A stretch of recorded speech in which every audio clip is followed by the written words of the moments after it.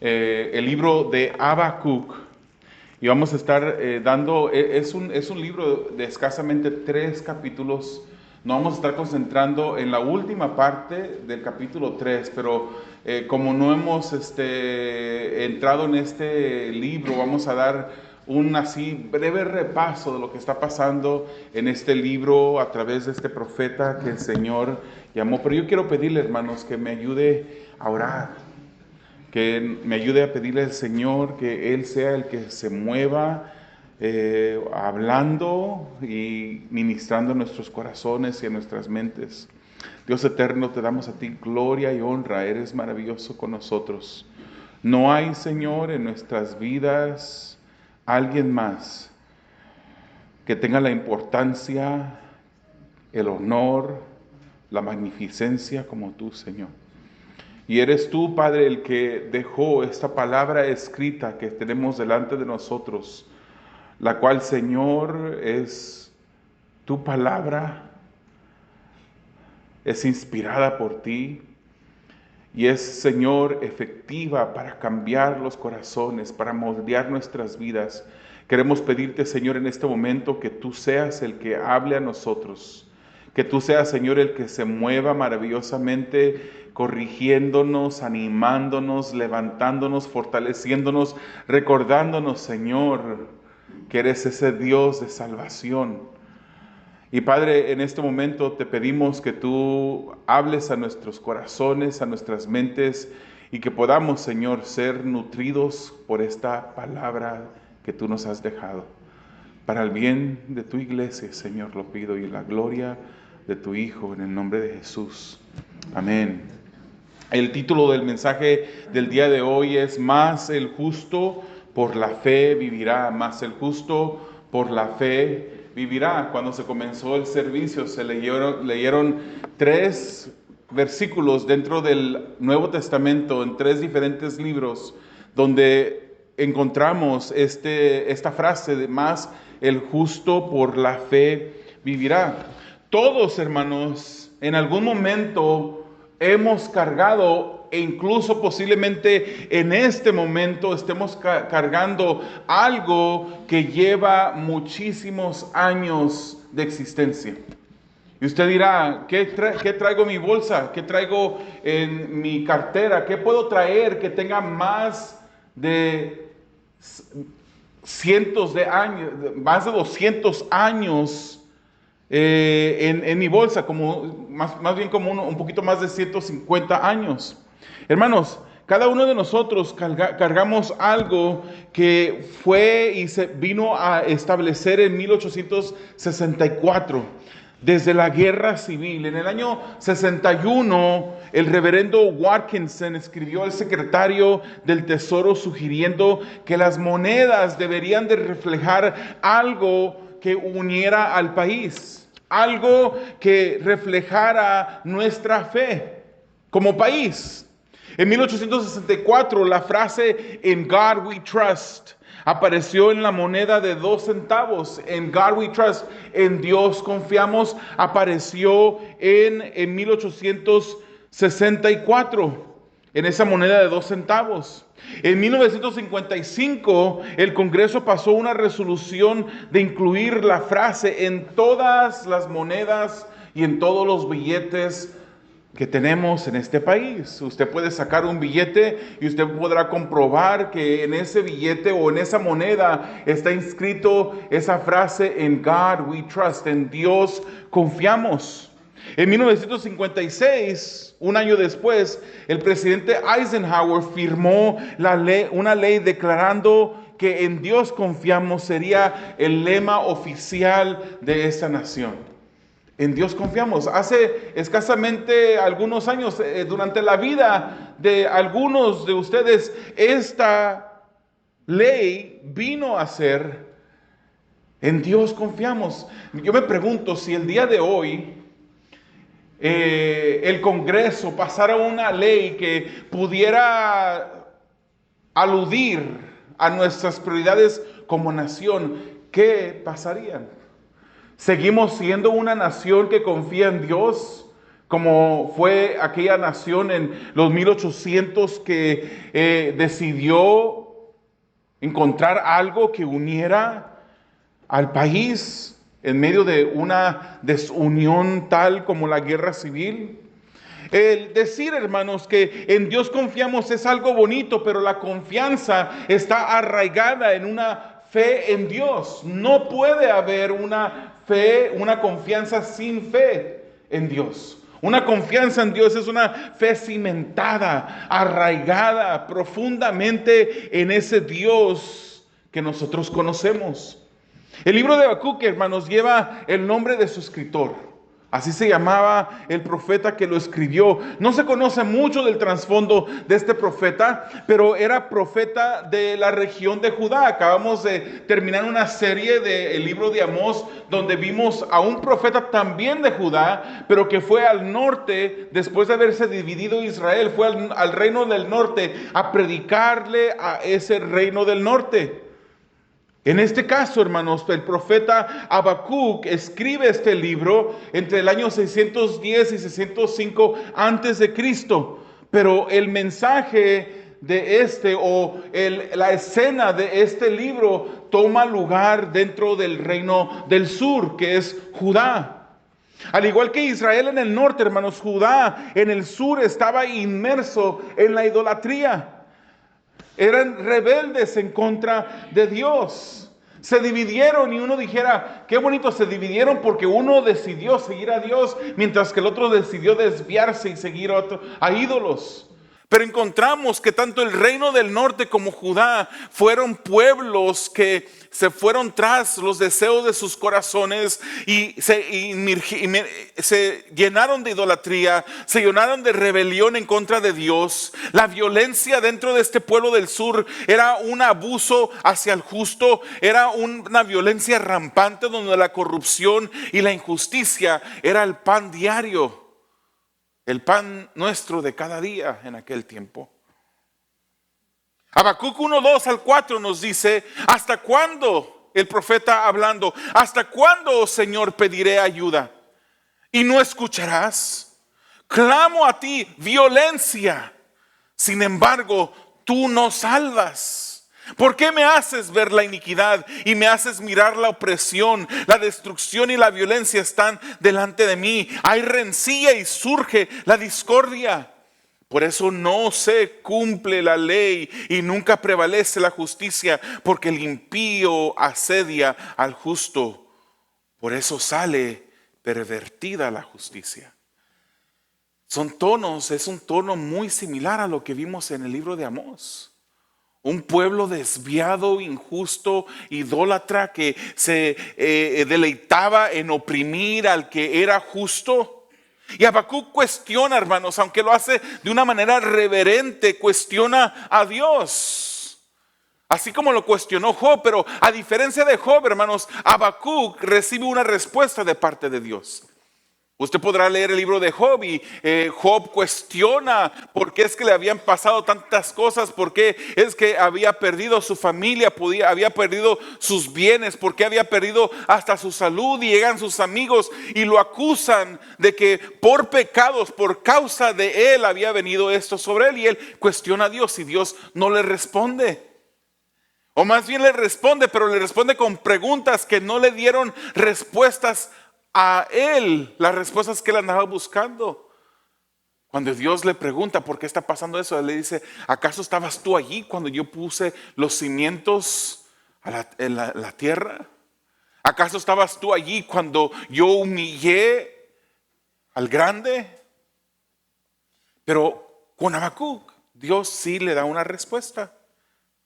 Y la pregunta prevalente, hermanos, en el libro de Habacuc que queremos tener en cuenta es que es una pregunta que Habacuc hace: si eres bueno y poderoso.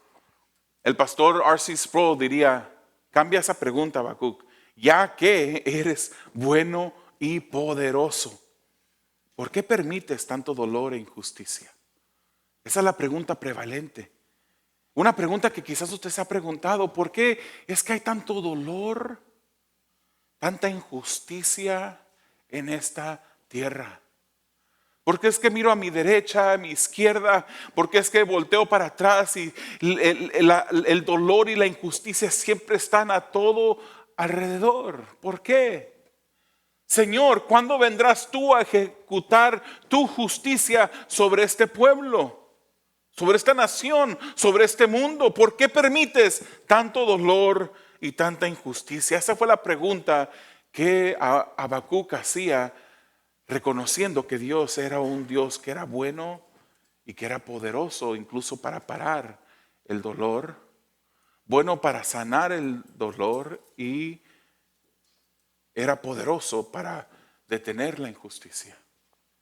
Vamos a la primera parte, hermanos, ahora del capítulo, la última parte del capítulo 3, versículos 16 al 17. En un momento lo vamos a leer. Y vamos a ver las circunstancias catastróficas de la vida. Las circunstancias catastróficas de la vida. Hermanos, este Habacuc aquí está visualizando a través del libro, comenzando en el capítulo 1, él visualiza el castigo de Dios y la catástrofe que se avecinaba. A Amós, Dios lo llamó al reino del norte y les dijo que vendría un pueblo que los conquistaría. ¿Se recuerda cuál era ese pueblo? Era el pueblo de Asiria. ¿Se recuerda cómo ese pueblo humillaba a sus captivos? Ellos los mataban. Ellos agarraban las cabezas muertas de aquellos que habían conquistado y las colgaban en collares en sus pechos para ahuyentar, para amedrentar a las personas que los miraban. Ellos agarraban a los captivos y les ponían garfios, anillos en sus narices y los jalaban con cuerdas rumbo a la cautividad. Eran personas que despellejaban vivos a sus conquistas, a las personas que habían conquistado. Hermanos, estos eran unos brutos. Eran unas personas horribles, terribles, personas que no se apiadaban, estos asirios que conquistaron el reino del norte. Habacuc 1, versículos 5 al 11 nos dice que Dios iba ahora a usar a los babilonios para venir a castigar al reino del sur, a Judá. Y así pasa, hermanos. Así pasa en la historia, lo podemos entender así. Los babilonios, hermanos, de acuerdo a esta descripción de Habacuc en el capítulo 1, eran personas despiadadas, un ejército impetuoso que devoraban todo a su paso, que eran violentos, que eran como un viento que a su paso arrasa con todo. Esa era la descripción que ahora el profeta Habacuc escribe sobre Babilonia. Y hermano, ¿sabía usted que los babilonios en unión con los medos fueron los que derrotaron a aquellos asirios? Fueron los que conquistaron la ciudad de Nínive, esa capital asiria. Si los asirios eran tan crueles, imagínense qué tan crueles eran los babilonios. Estos babilonios ahora vendrían en contra del pueblo del sur en Judá. Y Habacuc dice en el versículo 5 del capítulo 1, miren entre las naciones, observen, asómbrense, quédense atónitos, porque haré una obra en sus días que ustedes no la creerían si alguien se las contara. Venía una obra de parte de Dios para castigar al pueblo de Judá, que si alguien la contara a sus nietos, los nietos pensarían, eso fue un cuento de hadas, eso fue algo que es imposible que haya sucedido. Entonces vemos, hermanos, en el capítulo 1 del versículo 2 hasta el versículo 1 del capítulo 2, que el profeta cuestiona, él está confundido. ¿Por qué es que Dios ahora va a enviar a este pueblo de Babilonia en contra de Judá? Él está confundido, él está cuestionando. Pero algo que vemos dentro de este pasaje en el capítulo 1 hasta el versículo 2:1 es que él expresa su confianza en Dios. Él expresa esa confianza, esa fe en Dios. Habacuc 1:12 dice, ¿no eres tú, desde la eternidad, oh Señor, Dios mío, Santo mío, no moriremos. Oh Señor, para juicio lo has puesto. Tú, oh roca, lo has establecido para corrección. Aquí, hermanos, en este versículo vemos que Habacuc reconoce la soberanía de Dios. Reconoce que Dios, Él puede hacer como Él quiera, cuando Él quiera, de la manera como a Él le plazca. Dice, tú, oh Señor, eres desde la eternidad. Y vemos la confianza que Habacuc muestra en este versículo cuando dice, para juicio lo has puesto tú, oh roca. Y él acepta esa corrección para el pueblo. Vemos el reconocimiento de soberanía de Dios, vemos que él tiene la confianza en Dios y vemos que él acepta lo que Dios ya ha dictado que sucederá a Judá por causa de su pecado. Aquí había una confusión del profeta. Y en estos mismos versículos él cuestiona, ¿por qué vas a usar tú a los babilonios, que son peores que el pueblo de Judá, para traerlos a castigar a Judá? ¿Por qué los babilonios? ¿Cómo puede ser esto? Es como que uno escuchara, como que Dios estuviera escuchando a un hijo, ¿verdad? Como nuestros hijos de repente cuando nos preguntaban antes o nos decían, that's not fair. Eso no es justo. ¿A usted nunca le han dicho eso a sus hijos? That's not fair. Eso no es justo, Dios. ¿Cómo es que tú vas a hacer un pueblo tan malo? Mucho más malo que Judá. Yo sé, Señor, Judá está en pecado, en injusticia, en idolatría. Está haciendo todo lo que a ti te ofende. Pero ese pueblo es peor. ¿Cómo es que tú lo vas a usar? Él está confundido. ¿Cómo puede ser esto justo? Pero el Señor le da la respuesta en Habacuc 2:8 y le dice, ese pueblo también no quedará sin castigo. Ese pueblo también sufrirá el castigo de un Dios que es santo y que ejerce su justicia no solamente para su pueblo escogido, sino para todas las naciones de la tierra. Y en Habacuc 2:20, del 2 al 20, vemos la respuesta que Dios le da a las preguntas y a la confusión del profeta. Dios ordena al profeta escribir la visión. Y Dios parece tardar en obrar, hermanos, pero Él cumple sus propósitos. ¿Cuántos pueden decir amén a eso? Él parece que tarda. Porque a veces nosotros queremos que Él obre en el momento cuando nosotros queremos que Él obre. Queremos que se mueva y que lo haga cuando decimos, ¿cómo queremos que lo haga? Queremos que Él lo haga. Pero Él obra en su santidad, en su justicia, en su sabiduría, en su perfección. Él llega en el momento indicado y ejerce la obra que Él sabe que es mejor. Él cumple sus propósitos. Dios es un Dios soberano, un Dios de justicia que da su merecido a los malvados, hermanos, y recompensa a aquellos que son justos. Sabemos, hermanos, que ninguna persona que ha caminado sobre la faz de esta tierra puede decir que tiene una justicia innata, interior, natural, que haya nacido. Más bien la Biblia nos dice que todos, no hay ningún bueno, todos, si no somos buenos, ¿somos qué? Malos. Todos son malos, no hay ninguno bueno. No hay quien haga el bien por nuestra cuenta, hermanos. Muchas personas dicen, es que el Señor nos ha dado ese libre albedrío. Hay personas que no entienden el libre albedrío. Obviamente, hermanos, que Dios te hizo una persona pensante, una persona que puede tomar decisiones. Pero de repente las personas dicen, el Señor nos dio el libre albedrío para poderlo seguir a Él o para decidir no seguirlo. Pero la Biblia nos dice que todos somos malos. Se nos ha dado la decisión de seguir a Dios o no seguirlo y todos, el 100% de las personas han decidido no seguir a Dios. ¿Ese es libre albedrío? ¿Cómo lo entiendes tú? ¿Acaso tú fuiste el que decidiste honrar a Dios y seguirlo, aceptarlo?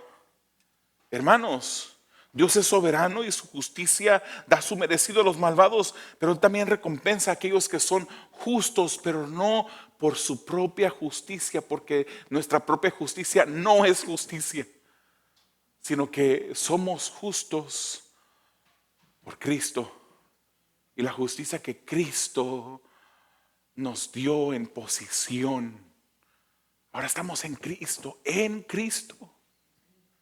Habacuc 2:4 dice: así es el orgulloso. En él, en el orgulloso, su alma no es recta, mas el justo por su fe vivirá. Mas el justo por su fe vivirá. Dios castigará a quienes oprimen a su pueblo, pero Él salva al que es justo. Él salva al justo. Entonces la conclusión a la que estamos llegando aquí, a la que llega Habacuc es, bueno, Dios reina. Dios es un Dios que reina. Él está en su santo templo. Él es un Dios que es santo y perfecto. Y frente a Él deben de callar todos. Debemos de tener una reverencia delante de Él. Debemos de reconocer que lo que Dios quiere hacer es lo mejor. Aunque nos duela, hermanos. Aunque vaya en contra de lo que nosotros deseábamos con todo nuestro corazón. Pero recordar que ese corazón es malo, es corrupto. Habacuc 3, hermanos, es un salmo en el cual Habacuc reconoce los momentos malos. Él no ignora los momentos malos. Él sabe que en la vida habrá momentos difíciles, pero él decide confiar en Dios. En Habacuc 3:2 dice: oh Señor, he oído lo que se dice de ti y temí.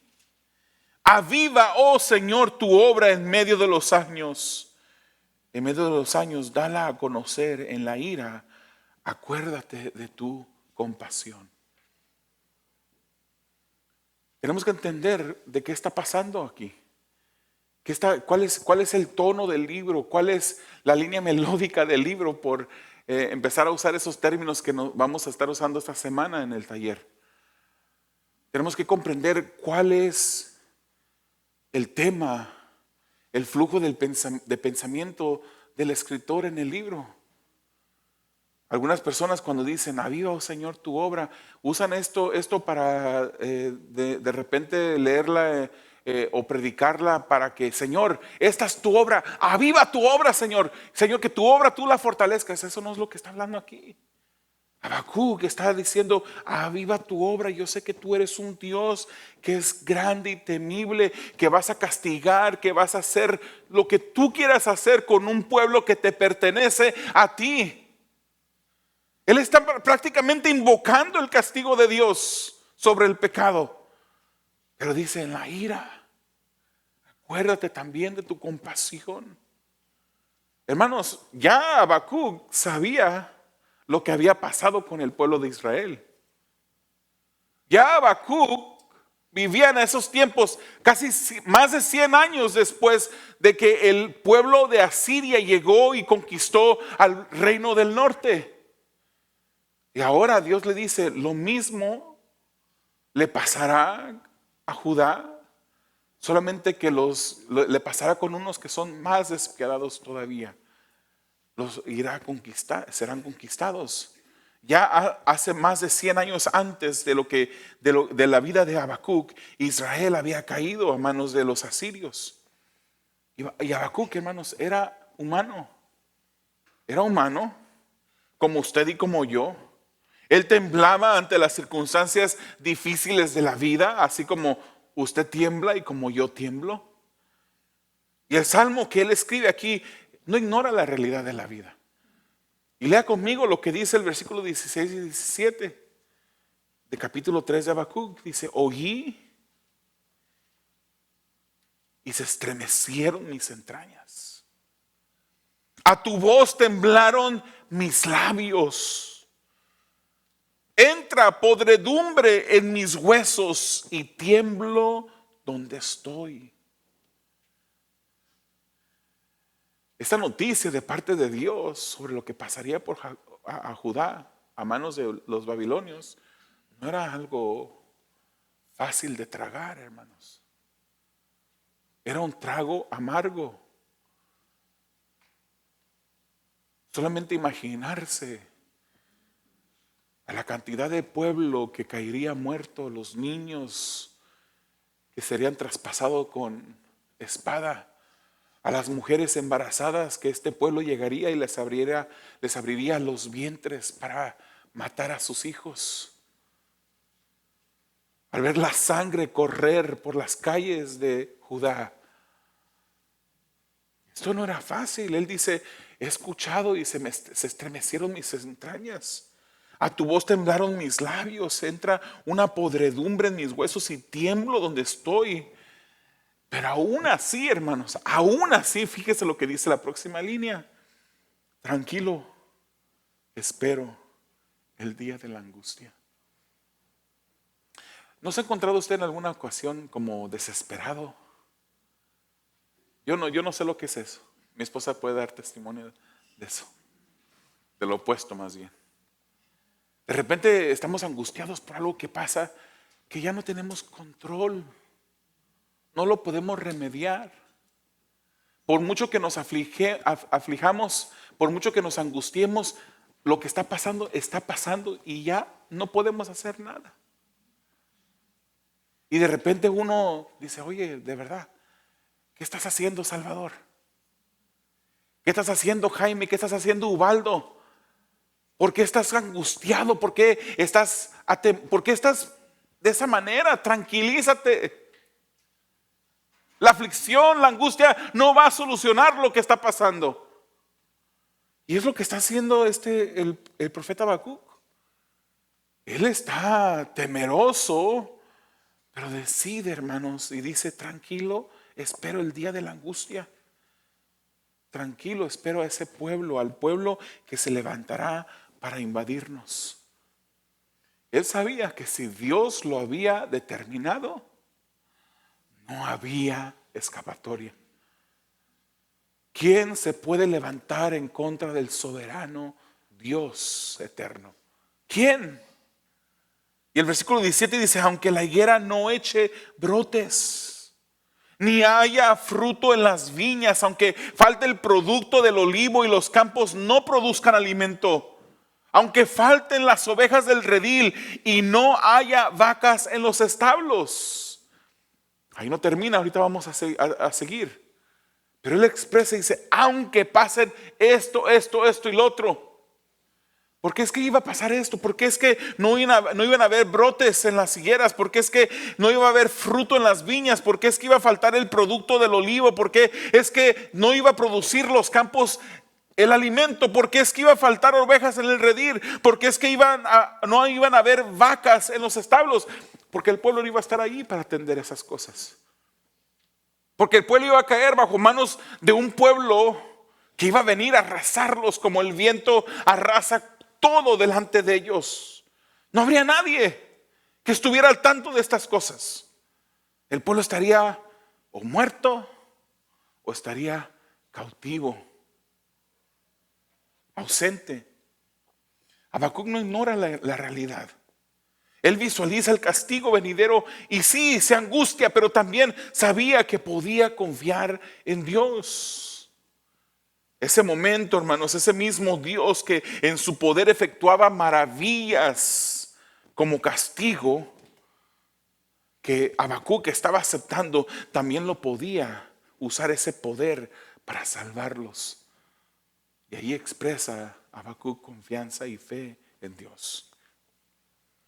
Habacuc conocía verdaderamente a Dios, un Dios que salva, en el cual podía confiar. Y el profeta, hermanos, decide confiar en Dios a través de la calamidad. A través de la calamidad. ¿Cómo lo pondríamos en nuestros tiempos esta calamidad? Aunque haya muertes en mi familia, aunque otros me abandonen,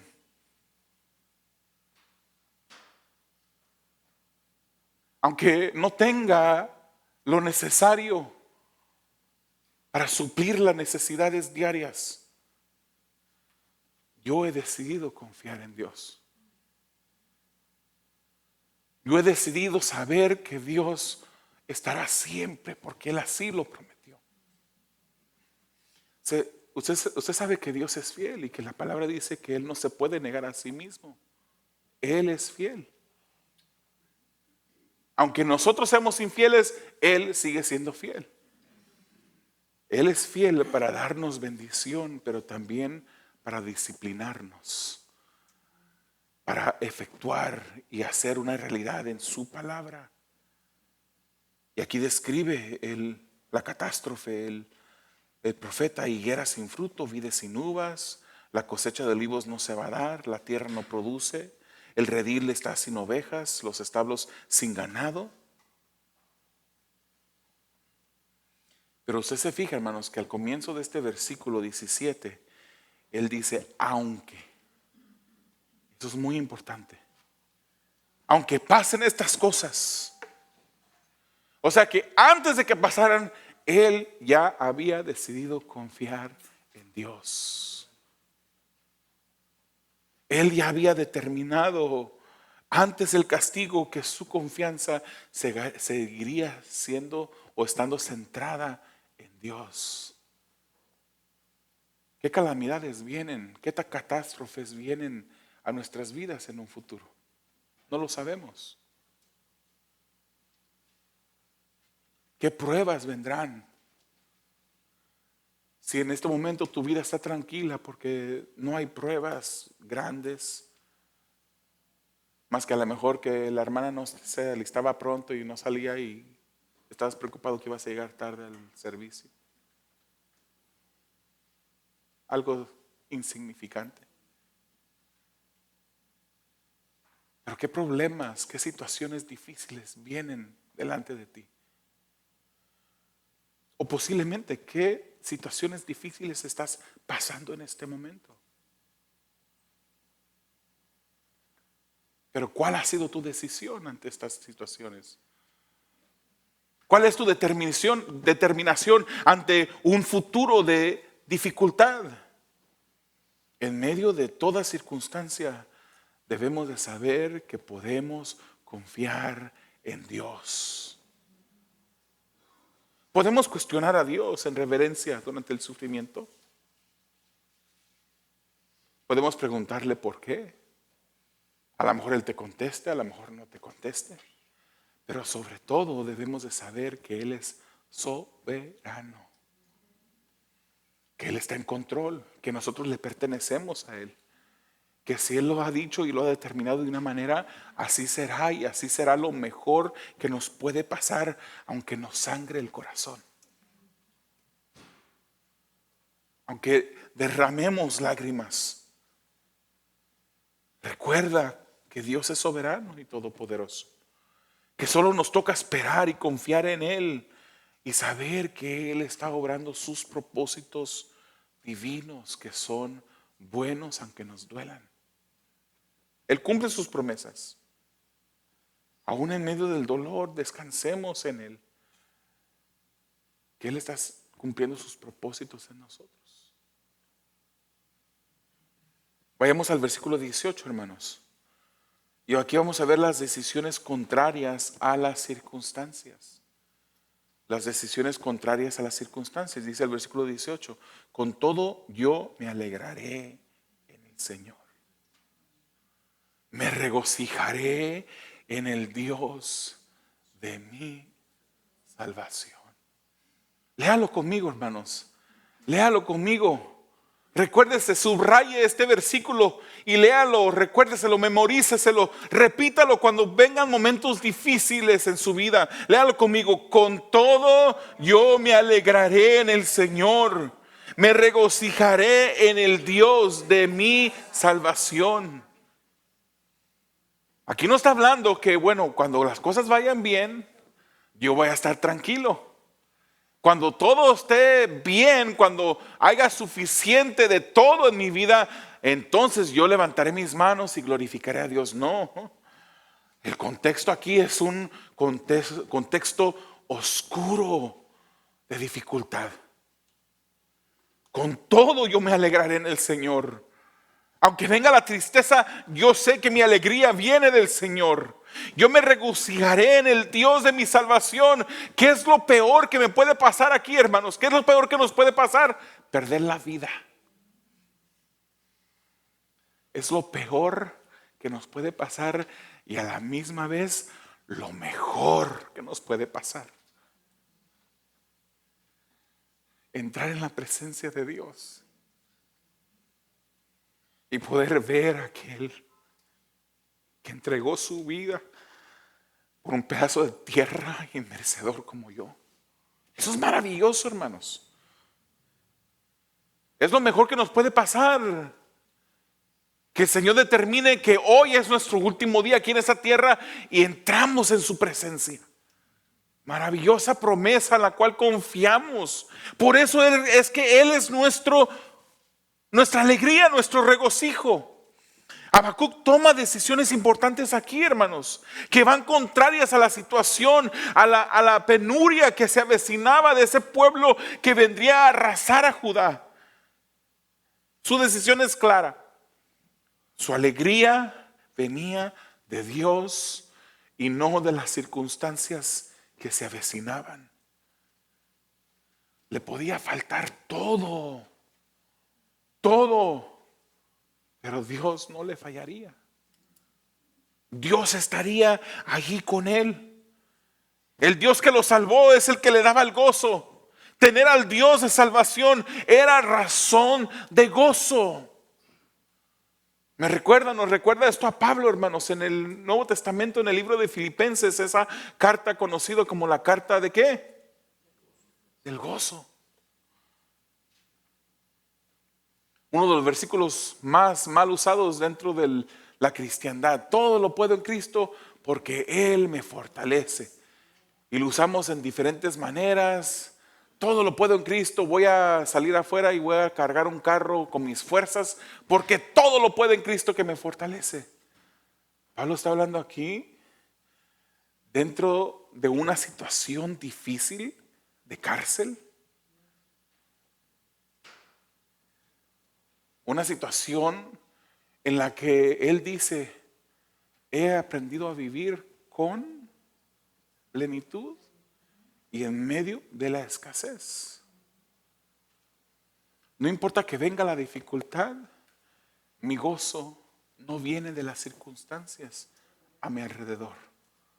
Porque todo lo puedo en Cristo que me fortalece, porque Cristo es mi fortaleza.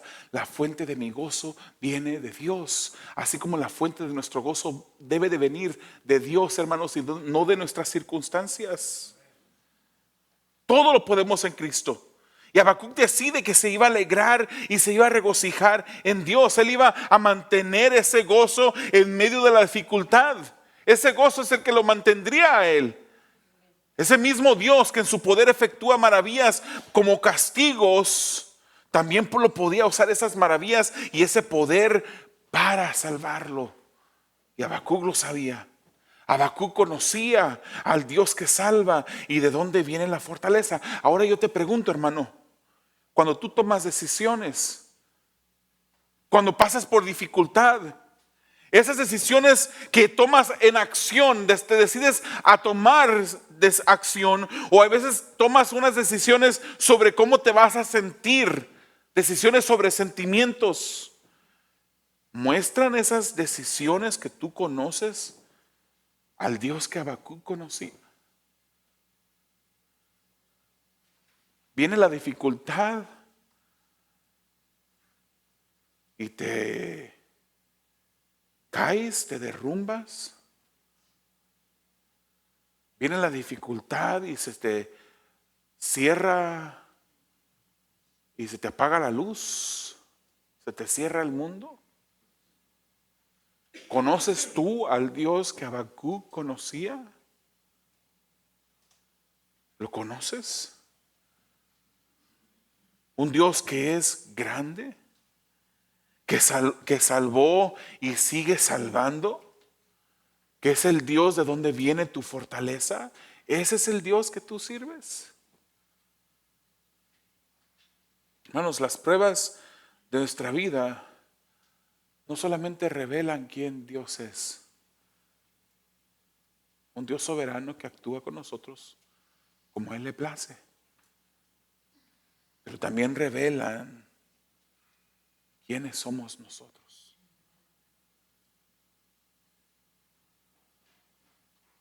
Y cuando Dios te envía una prueba, tú piensas que el maestro es el que quiere saber qué calificación vas a tomar o vas a llegar a obtener. Pero el maestro quiere que tú sepas la calificación también. Él ya sabía, desde antes que tomes la prueba, él ya sabía si ibas a pasar la prueba o la ibas a fallar. Y él la envía para que tú te des cuenta quién eres tú, cuánto confías en él de verdad. Debes decidir, hermano, no actuar dirigido por las circunstancias, sino confiar y tomar decisiones que respalden el hecho de que tú conoces a un Dios que es grande, un Dios que es poderoso, un Dios que es soberano, que solo nos toca a nosotros esperar en Él y confiar en Él, saber que Él cumple sus promesas, que podemos descansar en Dios aún en medio de la dificultad. Vayamos al último versículo, versículo 19. La confianza en el Dios que fortalece y actúa. Dice el versículo 19, el Señor Dios es mi fortaleza. Él ha hecho mis pies como los de las ciervas y por las alturas me hace caminar. Lo que Habacuc hace aquí es importante. Él nos enfoca en esa destrucción que se avecinaba a manos de los babilonios. Él no mira las circunstancias a su alrededor, aunque las expresa en el libro. Él mira más allá de la dificultad. Él mira a su Dios. Él sabía lo que venía. Él sabía que decir que venían momentos de aflicción sería decirlo de una manera bien, pero bien leve. Pero él decide confiar. Habacuc decide alzar sus ojos hacia Dios. Como lo vemos en el Salmo 121. Alzaré mis ojos a los montes. ¿De dónde vendrá mi socorro? Mi socorro viene de Jehová. Y es ese Jehová que hizo los cielos y la tierra. Ese Jehová que tiene el poder para hacer cielos y la tierra. Está en control de mi situación. Puede hacer lo que quiera en mi vida y alrededor de mi vida. Habacuc decide que no hay ayuda, no hay fuerza que no venga de Jehová. Él que es y Él que siempre fue y siempre será. Habacuc tenía certeza, hermanos, del poder de Dios, que Dios era grande y que confiaba en Él. Y Dios en su tiempo obraría. Dios en su tiempo haría que sus pies tengan la ligereza de una gacela y que él pudiese caminar en las alturas. Habacuc tenía confianza en el Dios grande que salva. Sabía que la fuerza solo la podía encontrar en Dios. Hermanos, qué bonita confianza de Habacuc, ¿no cree? Que nosotros pudiéramos tener esta misma confianza. Saber que el Dios que salva es el que nos provee de fortaleza, el que nos mantiene. Porque en todo tiempo podemos confiar en Dios. No sé qué estés pasando tú en este momento. Y también no sé, ni tú sabes lo que pasarás en un futuro. Pero decide, hermanos, confiar en Dios. Él es tu fortaleza. Él es quien te hace caminar en las alturas, por encima de tus circunstancias, por encima del dolor que estés atravesando. Dios es soberano y grande. Solo espera y confía en Él. ¿De qué tamaño es tu Dios? ¿De qué tamaño es tu Dios? El hermano Gabriel, al comienzo de la alabanza, él dijo algo que lo escuché y dijo: podemos confiar, podemos estar confiados que Dios está en su trono. Podemos. ¿Lo estás? ¿Estás confiado de que Él sigue en su trono? Él cumple sus promesas y puedes descansar en Él. Él cumplirá sus propósitos en tu vida. Hermanos, el mensaje central de Habacuc en este libro corto es: aunque no comprendas todo lo que sucede, Dios es justo y soberano y debemos confiar en Él. Dios es justo y soberano y debes de confiar en Él. Solo deja el camino del orgullo, ese orgullo que te va a llevar a tratar de confiar en ti mismo. Deja ese orgullo a un lado. Ten fe, porque el justo por su fe vivirá. El justo por su fe vivirá, hermanos. Leemos en el libro de Mateo capítulo 1:21 cómo Jesús, cuando fue profetizado su nacimiento, a Él se le puso un nombre muy específico. Dice Mateo 1:21: y dará a luz un hijo y le pondrás por nombre Jesús, porque Él salvará a su pueblo de sus pecados. La razón por la cual se le pone Jesús es porque Él iba a salvar a su pueblo. La calamidad, hermanos, más grande que le ha sucedido a los humanos no ha sido que un ejército extranjero venga y arrase al pueblo. No ha sido que personas malvadas agarren las cabezas de los que han conquistado y los traigan en collares colgados de su cuello. No ha sido que los vientres de las madres sean abiertos y los niños fuesen eliminados, exterminados. No ha sido la calamidad más grande que ha pasado en la humanidad. No ha sido como en tiempos atrás, en estos tiempos, ha corrido la sangre por las calles de tanta mortandad que ha habido. La calamidad más grande que ha venido sobre la humanidad es el pecado del corazón del ser humano. No han sido terremotos, no han sido huracanes, no han sido ciclones, no han sido inundaciones, sequías, no han sido divorcios, no han sido los asesinatos que vemos en las noticias constantemente, sino el trasfondo de estas cosas, que es el pecado del hombre. Y el pecado en la humanidad quebrantó, hermanos, esa relación que había sido diseñada de parte de Dios en el huerto del Edén, en una comunión con Dios. Quebrantó esa comunión. Pero Jesús en su muerte nos dio vida cuando pusimos nuestra fe en Cristo Jesús. En fe tenemos vida porque Jesús es nuestro Salvador. Cuando vinimos a Dios, hermanos, a través de la fe en Jesús, recibimos la justicia de Jesús. Y nosotros hemos sido hechos justicia por la fe en Cristo, cuando Él intercambia su perfecta justicia por nuestro pecado. Yo lo invito, en esta semana vamos a estar viendo ese capítulo 5, versículo 21 de 2 de Corintios, que dice así: al que no conoció pecado, lo hizo pecado por nosotros, para que fuéramos hechos justicia de Dios en Él.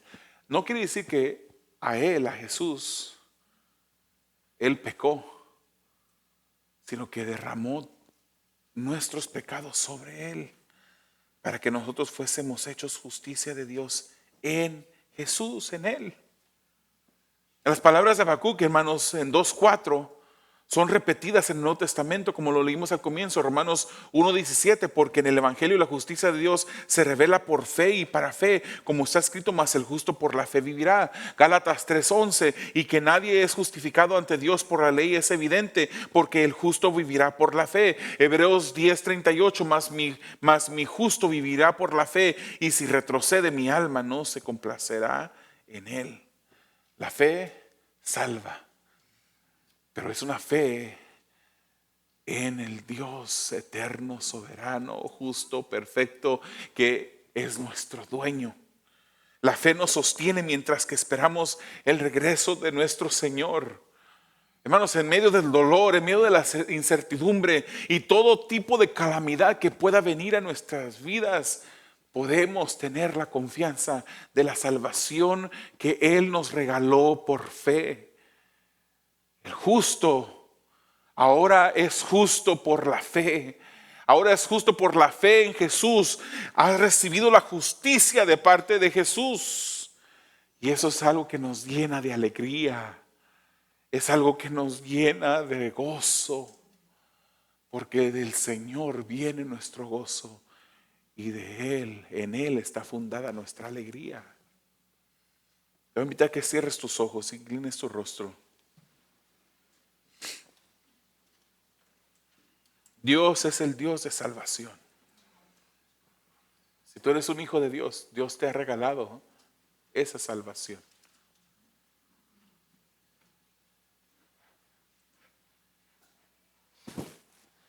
¿Qué calamidad puede venir en tu vida? ¿O qué dificultad puedes estar pasando en este momento en que la salvación que Dios te ha regalado no sea mayor? ¿Por qué no le das gracias a Dios ahí donde estás? ¿Por qué no le agradeces por esa salvación inmerecida que Él proveyó por ti para ti a través de su Hijo? Si tú eres mi hermano, si tú eres un cristiano, un discípulo de Jesús, más importante aún si eres un hijo de Dios, debes decidir confiar en ese Dios. Él no tenía que salvarte. Él no necesitaba de ti. Pero en su amor y misericordia, su gracia, su bondad, Él te salvó. Él nos salvó y nos sigue salvando. Nos entregó su justicia. Fíjense nada más que nos llamó santos. Aquellos que son hijos de Dios, el Nuevo Testamento les dice santos. Y tú y yo sabemos que nosotros no somos perfectos. Entonces esa justicia no es interna, no es innata, es externa y viene de Dios. Es Él el que nos salvó. Suficiente razón para alegrarnos, para regocijarnos y para agradecer a nuestro Salvador. Sigue dándole gracias a Dios ahí donde estás, hermano.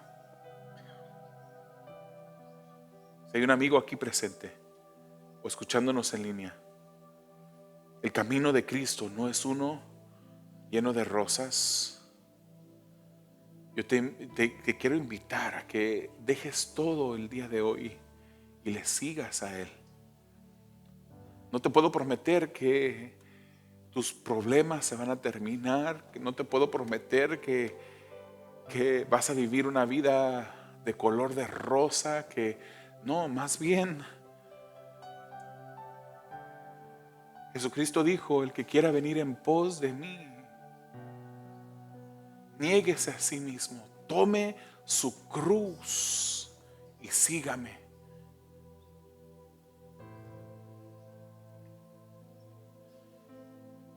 Este ofrecimiento que Jesús te hace no es un ofrecimiento de riquezas, no es un enriquecimiento de una salud perfecta, no es un ofrecimiento de ese tipo, pero es un ofrecimiento de vida eterna.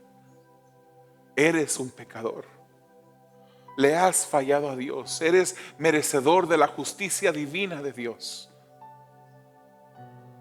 Esa es la mala noticia. Pero la buena noticia es que Jesús ya lo hizo todo. Él ya murió, Él ya sufrió, Él ya fue avergonzado, fue escupido, fue bofeteado. Sus manos y sus pies fueron clavadas. Su rostro estaba empapado de sangre por esa corona de espinas que en burla le pusieron sobre su cabeza. Lo único que debes hacer es venir en arrepentimiento, en fe en Jesús. Decirle: perdóname. Reconozco que soy pecador. Sálvame. Sálvame. Perdóname. Y si lo haces en fe, Él te regalará la vida eterna.